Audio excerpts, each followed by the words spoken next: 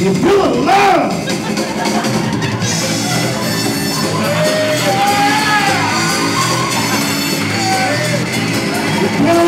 You feel the love too? You feel the love in Lisa. You feel the love. Thank you very much. Thank you very much.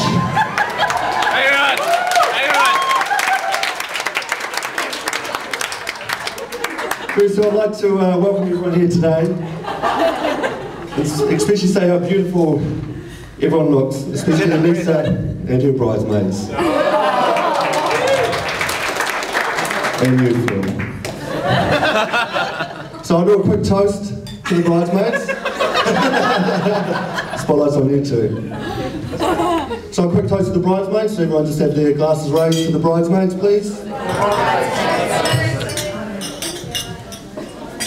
Before I get started, I'd just like to do a little bit of housekeeping. Could Mike Fullstowe please stand up? Under no circumstances is this man to be approached after 11 PM. Unless his wife Kerr is in the vicinity where there might be a chance she'll be able to defuse the situation. Also, a word of warning for Anissa's family: do not ever, I mean ever, give this man a microphone in a If you do, you'll be in for trouble. Ask Dina about her wedding. You got the snipers on the hill, mate, waiting to pick me up. Yeah, thanks much for that, mate. Good evening, ladies and gentlemen. It is a great delight and also a great honour to be able to speak to you at all this evening, because I'm actually quite surprised to be here. Phil doesn't actually like celebrating big events. He never had a 21st, he never had a 30th. So I'm very sorry there'll be no open mic tonight, as I've got a hell of a lot to get through, and I had to say it all.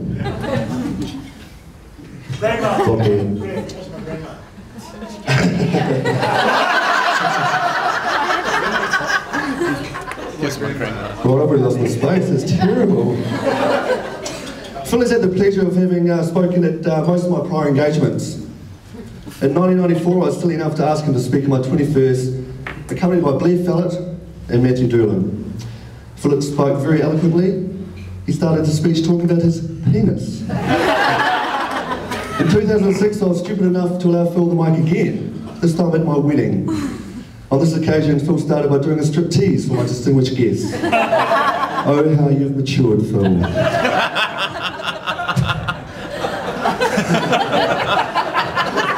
I've got food later.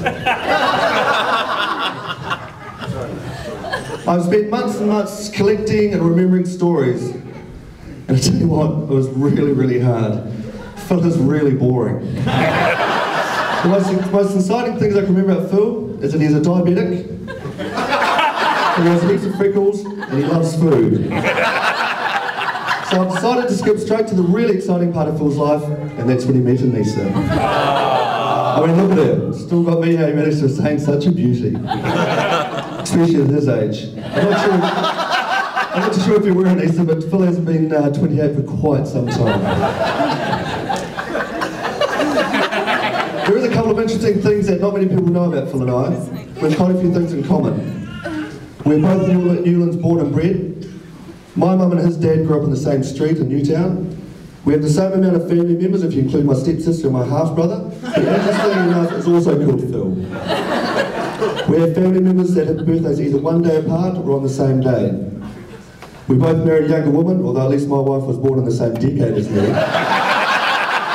But by far the most interesting coincidence is that we both lost our fathers at a very early age. Phil lost his dad to a heart attack and he went to heaven, and I lost my dad to a secretary in a one-bedroom flat in Haitaido. And unfortunately, the first week, he must have thought that he was in heaven.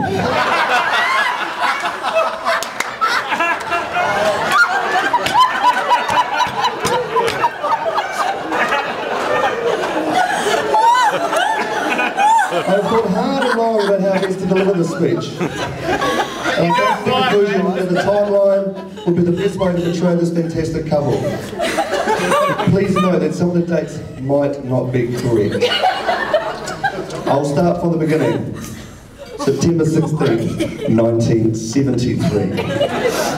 In a quiet street in Newtown, Colin Murray, that's my granddad, was celebrating his 50th birthday with a flagon of beer and a cigarette on the porch, contemplating the up-and-coming birth of his third grandchild. That would be me. On another quiet street in Newtown, not too far away, Monica Robinson was being not so quiet, and Philip Terrence Robinson joined this world with a fork in his right hand.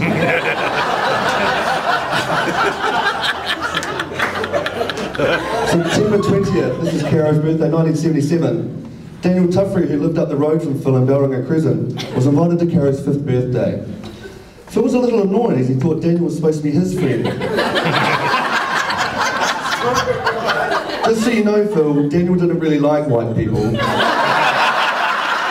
mum made him go. She thought it would help him socialising. If only Daniel knew that you were 1/32nd married, you two could have really been great friends. I'm going to skip a few years and head straight to when I first met Phil. I'll get rid of this page now. February 1st, 1985. I first met Phil in Form 1, that's year 7 for Anissa and her friends. If I remember correctly, I don't think Phil really liked me. By Form 2, he definitely didn't like me, as I was chosen as the first Newlands bus prefect along with Jeff Ness. While I sat on the only single seat at the front of the bus, it was my job to make Phil and the rest of the bum sit 3 to a seat. Excuse me for a moment. He likes you heaps more now, right? You're right.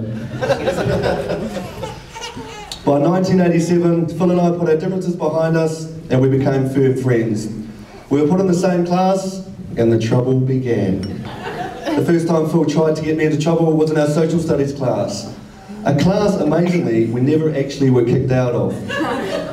This class is where Phil thought that when I blew my nose it was the loudest and funniest thing he had ever heard. Phil would always get me to blow during the quietest times of class. And I always would, because the pressure from Phil would be unbearable. I believe it was in this state a clear pattern was emerging. I believe these to be the very early years of PPP. Yeah, you know me! Yeah, you know me!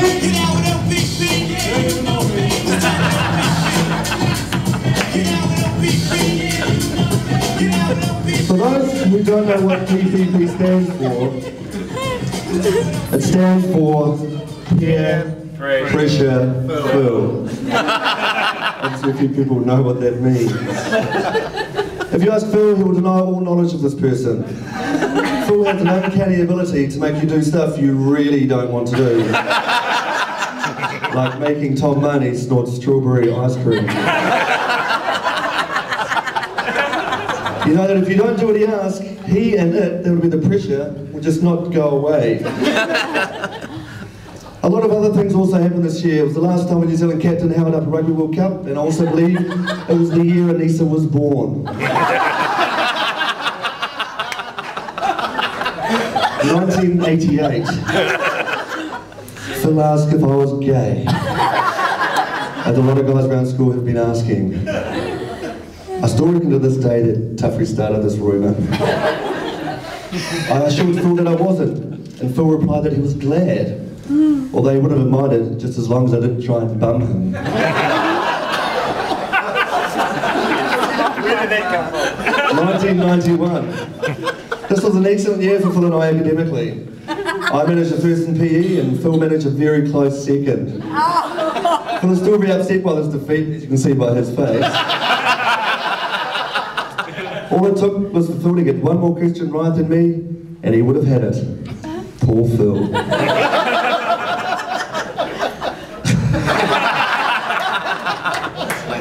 One of the funniest things that ever got us in trouble was when I was taking Phil and Freeman home from school one day.